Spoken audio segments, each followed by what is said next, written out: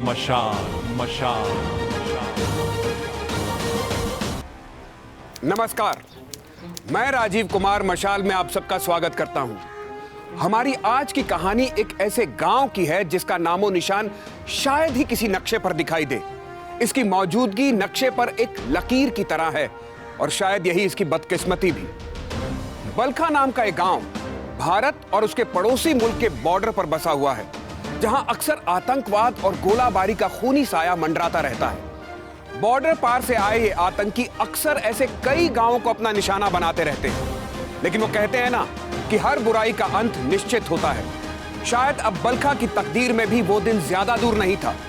छोड़ दो मुझे, छोड़ दो, खुदा के लिए छोड़ दो मुझे, मैं बहुत गरीब हूँ, छोड़ दो।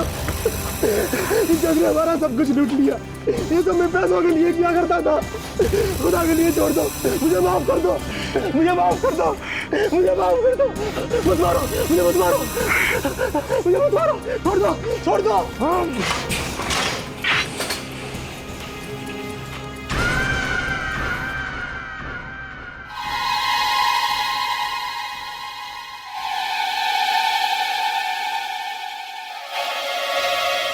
तौफीक, इसकी लाश को हिंदुस्तान के बॉर्डर पर फेंक दो ताकि उन्हें पता चल जाए हमसे बगावत करने का नतीजा क्या होता है। जी जनाब। जनाब, आखिर हम और कितने दिन यूं ही छुपे बैठे रहेंगे? रज़ा, याद नहीं है ट्रेनिंग में क्या सिखाया जाता है? सब्र करना। और वैसे भी हमारा मिशन 5-10 हिंदुस्तानी फौजियों को मारना नहीं है। हम बॉर्डर पार जरूर जाएंगे और तबाही मचाएंगे। जीत हमारी होगी।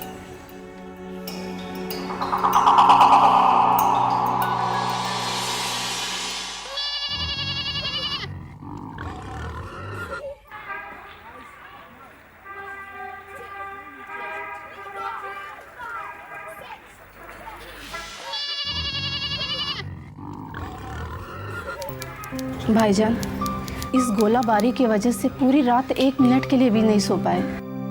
सही कह रही हैं आप। ये सब कब तक चलता रहेगा? कब माहौल बदलेंगे? सलाम फैजल चाचा, कैसे हैं आप? बेटा ठीक हूँ, तुम कैसी हो? बिल्कुल ठीक हूँ। अच्छा, आपने चाय पी? ना बेटा। अम्मी, आप भी ना? अच्छा फैजल चाचा, आप रुको, मैं अभी आपके लिए चाय लाती, अपनी वाली स्पेशल। हाँ, चीनी कम है? पक्का। हम तो चाहते हैं जल्दी से जल्दी इसकी शादी हो जाए और इरफान को कहीं बाहर भेज दें। सही कह रही हैं आप। अब देखिए ना, बगल वाले गांव में 2 मासूम लोग कल मारे गए। न जाने कौन से गोली पर हमारा नाम लिखा हो। ठीक कह रहे हैं भाई साहब, सब कुछ यहाँ मिट गया है। बस यादें और गोलाबारी से बची खंडरें रह गई हैं यहाँ। वरना इस जगह के क्या कहने थे। अब इन आतंकवादियों को कौन समझाए? ये खून खराबे से कुछ नहीं होता है, बस मासूम लोग मारे जाते हैं। भाई साहब, इन आतंकवादियों ने तो जीना मुश्किल कर दिया। जब देखो तब हमारे गांव में घुस जाते हैं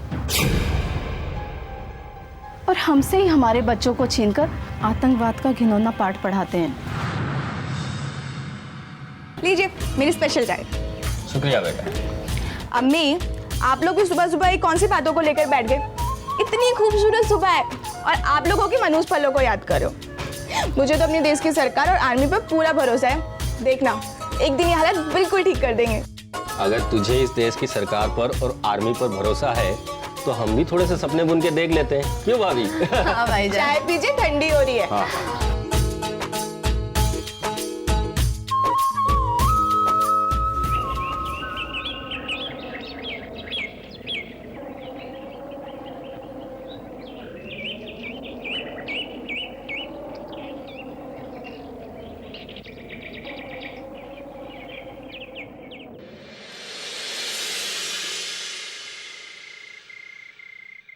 कमांडर, हमारे लिए बॉर्डर पार करना बहुत मुश्किल होगा। इंडियन आर्मी हर जगह से सैलिंग कर रही है।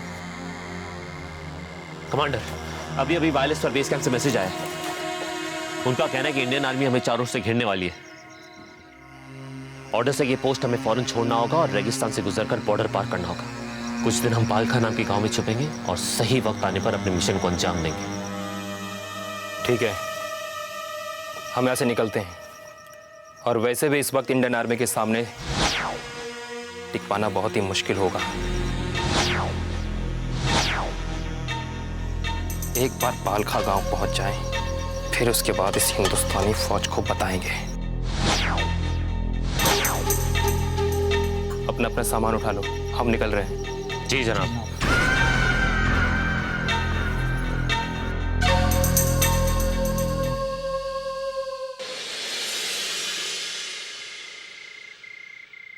अम्मी, रोटी गरम गरम बन गई है, आ जाओ। रोशनी, कितनी देर हो गई, अब तक तो इरफान आया क्यों नहीं? मेरा दिल तो बहुत घबरा रहा है। अम्मी, आप वैसे ही परेशान हो रहे हो। कोई काम याद आ गया होगा इसलिए रुक गया होगा। वो तो ठीक है, लेकिन उसे अब तक तो आ जाना चाहिए था ना। कितनी बार कहा है कि रात को घर पे रहा करे। अम्मी, आप परेशान मत हो, आपको तो मैं ले आऊं। उसकी कोई जरूरत नहीं है।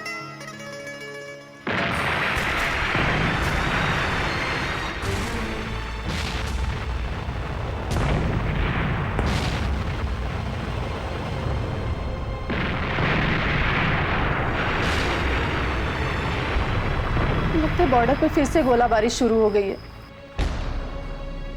इरफान को कितनी बार कहा है कि घर में रहा करे,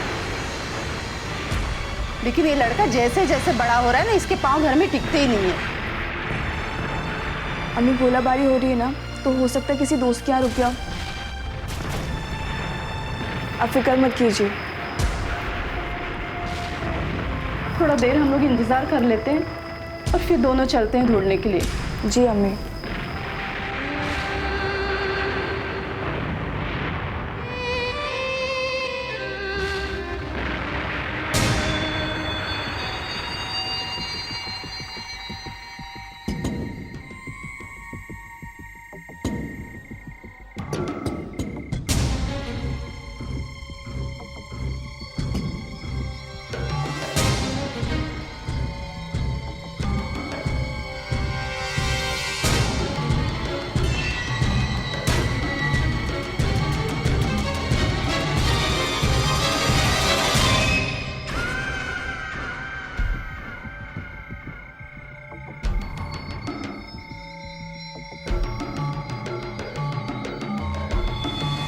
हमने बॉर्डर तो पार कर लिया, पर हम छुपेंगे कहाँ?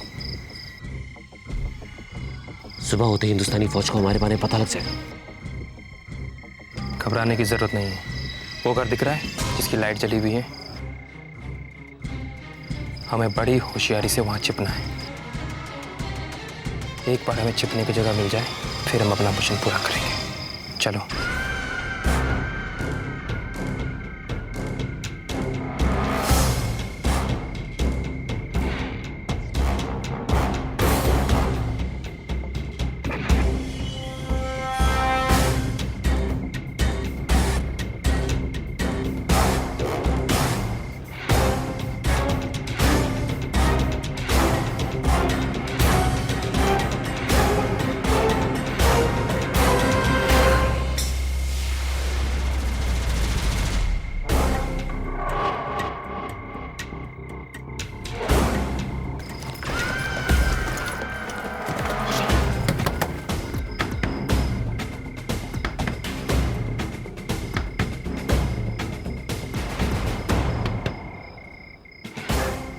लो, आ गया। मैंने कहा था ना आ जाएगा।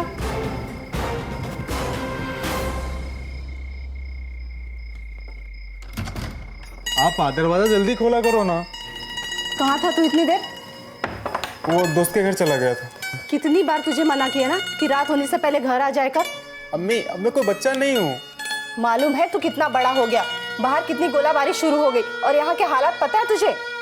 अम्मी, भूख लग रही होगी ना इसको? भूख लग रही है ना तुझे? हाँ दीदी। चलो बैठो, मैं खाना परोसती हूँ।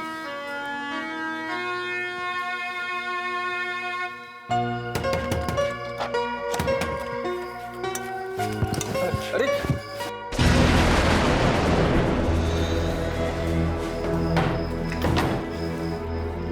हाथ नीचे कीजिए। देखिए घबराइए नहीं, हमें छिपने के लिए कोई जगह चाहिए। लेकिन ये और कौन कौन रहता है? कोई नहीं जनाब। कोई आता जाता तो नहीं है यहाँ पे? नहीं, कोई आता जाता देखिए नहीं है। घबराइए नहीं, हम आपको और आपके गांव वालों को कुछ नहीं करेंगे। हमारी दुश्मनी सिर्फ हिंदुस्तान की सरकार से है, हम आप लोगों को कुछ नहीं होने देंगे।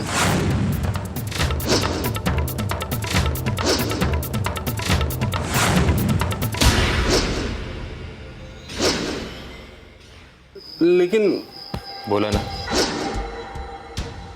कुछ नहीं होने देंगे। ए, खाने का कुछ मिलेगा? चल।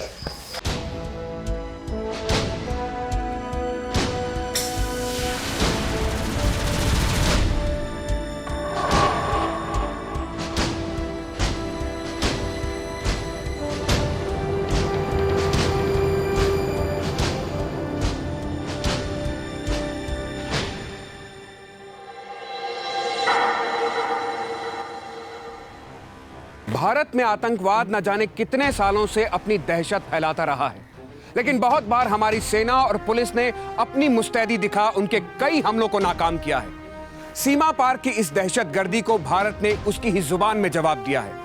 लेकिन क्या सच में आतंकवाद से किसी का भला हो सकता है? क्या सच में कोई देश जो आतंकवाद को पनाह देता है आबाद हुआ है? इतिहास गवाह है कि आतंकवाद की भाषा बोलने वाला हर देश नेस्तो नाबूद हो गया। ऐसे में इकबाल जैसे आतंकी क्या अपने तबाही के मंसूबे को पूरा कर पाएंगे? आखिर क्या है उनका मिशन? या एक बार फिर हमारी सेना इन्हें अपनी गोलियों से ढेर कर देगी? हाँ अम्मी, वो भी ले आऊंगी। तुम इतना याद दिलाती हो ना कि कुछ ना कुछ जरूर भूल जाऊंगी। फैजल चाचा से मिले काफी टाइम हो गया, मिल लेती हूँ। फैजल चाचा, फैजल चाचा। कौन है लड़की? वो हमारे पड़ोस में रहती है। जनाब, ये लड़की कहीं हमारा प्लान खराब ना कर दे। आप कहें तो। टॉपिक। चाचा, फैजल चाचा, फैजल चाचा। अंदर नार है। आप कौन? आपको यहाँ पहले कभी देखा नहीं। वो मैं उनका रिश्तेदार हूँ, कुछ ज़रूरी काम से आया था। आपको कुछ काम था? नहीं, कोई काम नहीं, बस ऐसे ही उनसे मिलने चली आई। पर कोई बात नहीं, मैं बाजार से लौटते वक्त उनसे मिल लूंगी। वो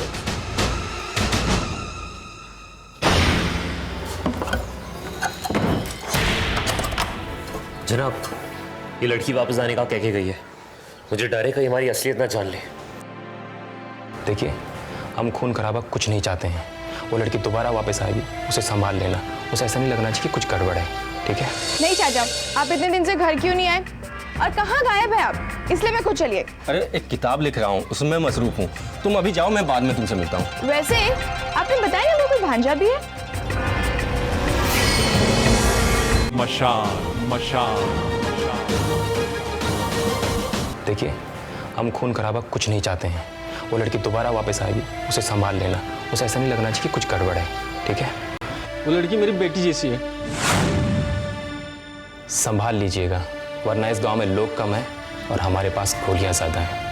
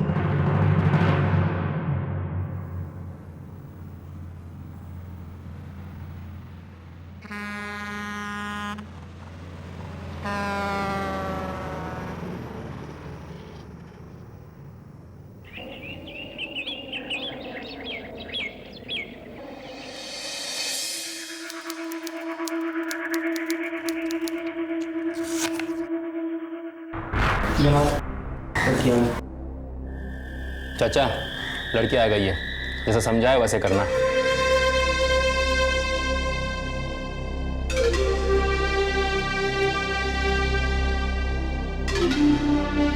अरे रोशनी बेटा, कोई खास बात थी क्या? नहीं चाचा, आप इतने दिन से घर क्यों नहीं आए और कहाँ गायब है आप?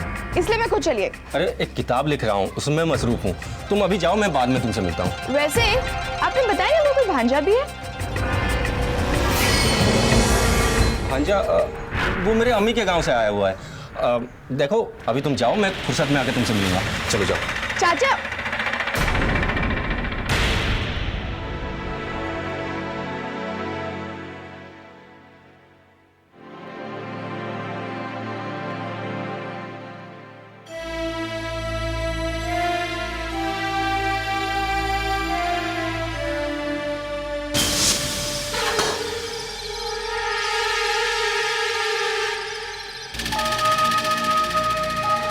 शुक्रिया।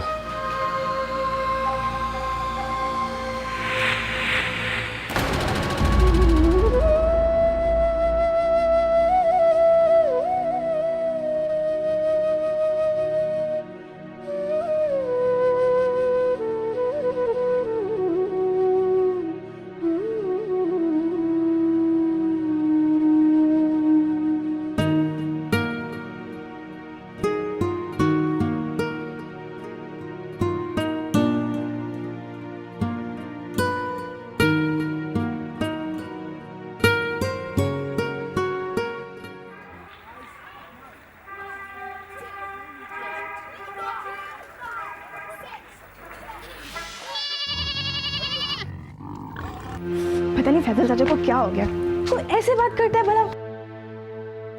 ऐसे तो अरे क्यों बड़बड़ा रही है इतना? अम्मी, मैं फैजल चाचा के घर गई थी, वो इतने दिन से हमारे घर पे ही नहीं आए ना, पर पता है इतनी बेरुखी से बात करी उन्होंने मुझसे। अरे एक किताब लिख रहा हूँ, उसमें मसरूफ हूँ। तुम अभी जाओ, मैं बाद में तुमसे मिलता हूँ। देखो अभी तुम जाओ, मैं फुर्सत में आके तुमसे मिलूंगा। चलो जाओ।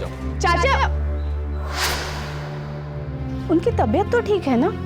अम्मी, उनकी तबीयत बिल्कुल ठीक है, और आपको पता है उनका कोई दूर का रिश्तेदार आया हुआ है। आपको यहाँ पहले कभी देखा नहीं? वो मैं उनका रिश्तेदार हूँ। और मुझे पता है क्या बोलते हैं?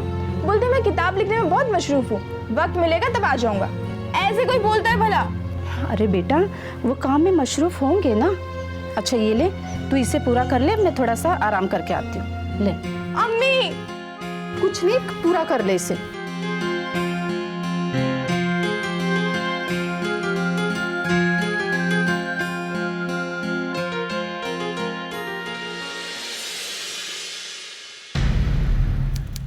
जी जनाब, बिल्कुल बिल्कुल, जी जरूर, जी जनाब, जी। मिशन की डेट नज़दीक आ गई है, हमें जगह छोड़नी होगी। ये हमारे मिशन के लिए ठीक नहीं है। तुम लोग चलने की तैयारी करो। जी जनाब, इस बुड्ढे का क्या करें? इसे जिंदा छोड़ा तो हमारे लिए खतरा है। नहीं, इसे मारेंगे नहीं, यही तो हमें आगे का रास्ता दिखाएगा। हमारे लिए जगह नहीं है, तुम तैयारी करो। जी जनाब। जनाब, ये घर देखिए, देखने में बड़ा भी है और यहाँ से भागने के रास्ते भी बहुत हैं। क्यों ना हम यही बना लें? ठीक कह रहे हो तुम। चाचा जी, आप ही हमें अंदर ले जाओगे? नहीं नहीं, इस घर को छोड़ के कोई भी घर बताओ। मशाल मशाल जनाब, इस बुड्ढे का क्या करें? इसे जिंदा छोड़ा तो हमारे लिए खतरा है। नहीं, इसे मारेंगे नहीं, यही तो हमें आगे का रास्ता दिखाएगा। हमारे लिए जगह नहीं है, तुम तैयारी करो। जी जनाब।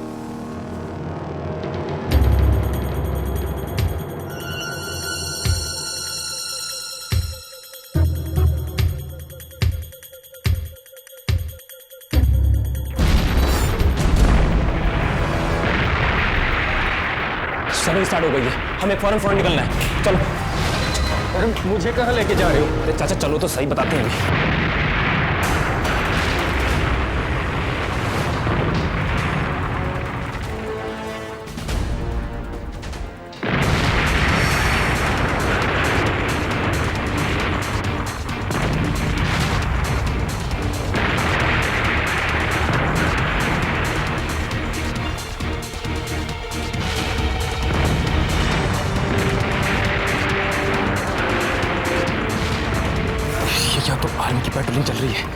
से निकलना बहुत मुश्किल है।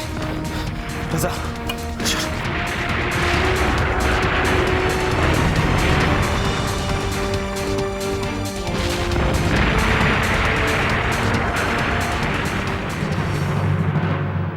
जनाब, ये घर देखिए, देखने में बड़ा भी है और यहाँ से भागने के रास्ते भी बहुत हैं। क्यों ना हम यही बना लें?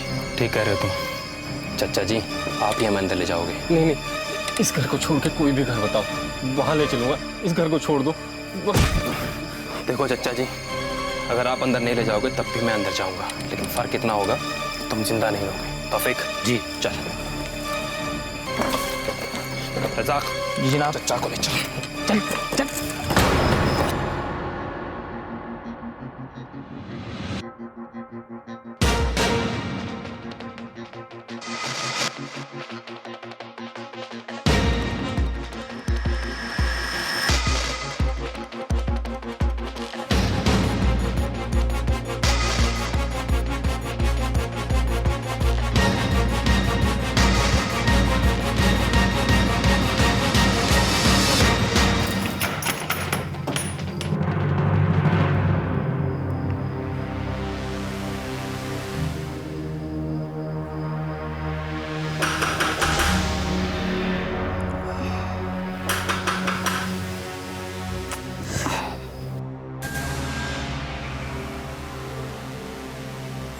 इतनी रात को कौन हो सकता है? कौन? रोशनी बेटा, दरवाजा खोलो, मैं फैजल चाचा। फैजल चाचा, इतनी रात को? चल देख जरा थोड़ा। मैं देखती हूँ।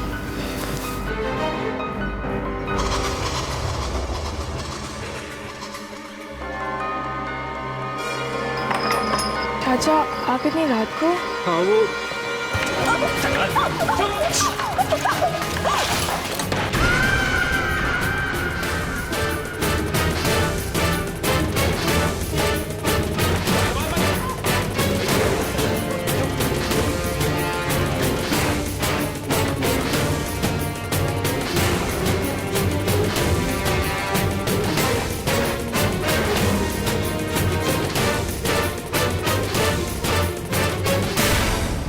अपने कुछ गलत मंसूबों के लिए अनगिनत मासूम बेगुनाह लोगों का खून बहाना, उनकी जान लेना, आखिर कौन सी समझदारी हुई? कौन सा धर्म हमें लोगों को मारना सिखाता है? नन्हे हाथों में बंदूक दे देना, उन्हें धर्म के नाम पर बरगलाना, आखिर ये कौन सी इंसानियत हुई? रोशनी का घर अब आतंकवादियों का ठिकाना बन चुका था। आखिर उनका मिशन था क्या? क्या रोशनी अपने परिवार की रक्षा कर पाएगी? जानने के लिए देखते रहिए मशाल का अगला एपिसोड। तब तक सुरक्षित रहिए और जुर्म के खिलाफ आवाज उठाते रहिए और देखते रहिए देश का अपना चैनल दूरदर्शन। जय हिंद। देख सुन, बाहर अगर हमारे बारे में किसी को भी कुछ बताया ना तो ध्यान रखना,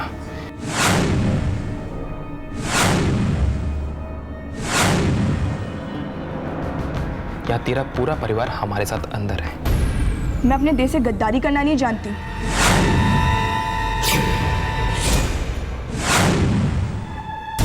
जिस दिन ये बंदूक उठाऊंगी ना, अपने देश के खिलाफ नहीं, अपने देश के लिए उठाऊंगी और तुम जैसे गद्दारों के खिलाफ उठाऊंगी।